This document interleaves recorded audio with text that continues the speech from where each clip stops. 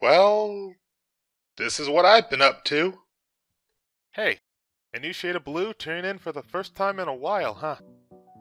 I thought it was time for another update on Preternaturals. As I mentioned last time, I've continued to work on the series, and since then I've gotten a storyboard artist, my character designer has completed the main cast, and I've worked with some new voice actors.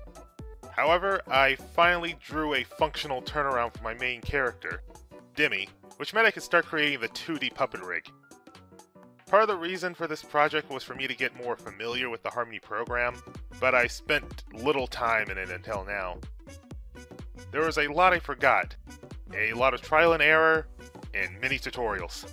I knew it was going to be tedious to figure out what not to do, so I figured it was best just to jump in and fix it later. Fail faster, you know?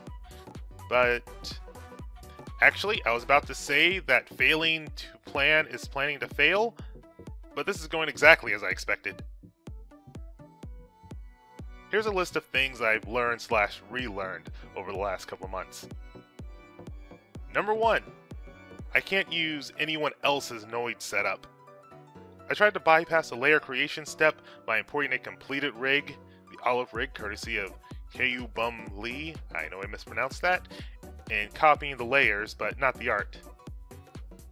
That gave me a fully completed Noid template to use. Unfortunately, I didn't know how to use it, and figuring it out was taking up just as much if not more time than just making up my own from scratch and actually knowing what all the pieces do.